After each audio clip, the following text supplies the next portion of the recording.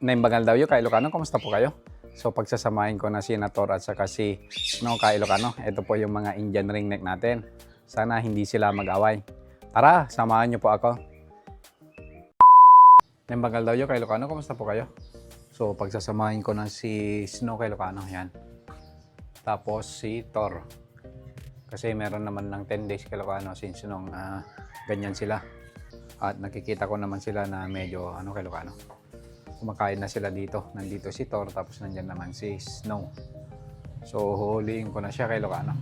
Tatanggalin ko na si Snow sa kanyang kulungan. Ililipat ko na siya dito kay Ilocano, kay Thor. Hindi si Thor yung ililipat natin kay Ilocano. Yung hen, kasi mas matapang nga yung hen kay Ilocano. Siya yung ililipat natin kay Thor. Yan. So, cross finger tayo kay Ilocano na sana hindi sila mag-away. Hindi awayin ni Snow si Thor kay Ilocano.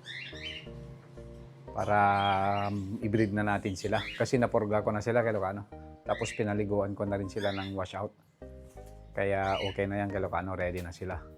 So itry na natin silang pagsamahin. Tapos babantayan na lang natin sila kay Ilocano kung hindi sila mag-aaway, kung hindi aawayin ni Snow si Thor. Kasi laki ni Thor kay Ilocano, yan oh. Hello Thor, good morning. Hello Thor, good morning. Yan kay Ilocano. So, pinapakain ko nga pala dyan kay Ilocano is hagibis na binabad ko ng 24 hours.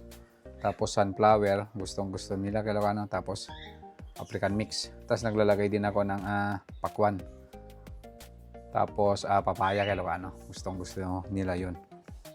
Yan o, nandiyan kasi si Snow kay Ilocano. Kung wala yung separator, mukhang lalapitan naman niya si Thor.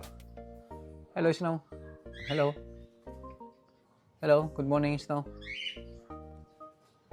So, ganyan yung setup natin kay Ilocano. So, uliin ko lang si Snow.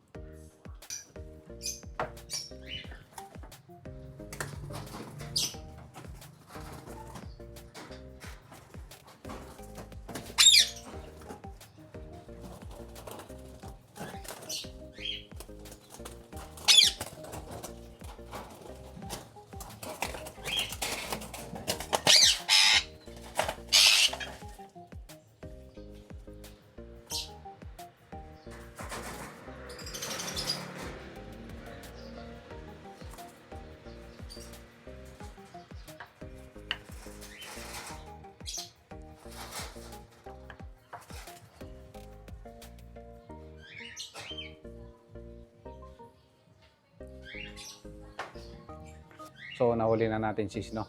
Ilalagay na natin sa kulungan ni Thor. Cross finger tayo kay Ilocano na wag niya sanang awayin si Thor.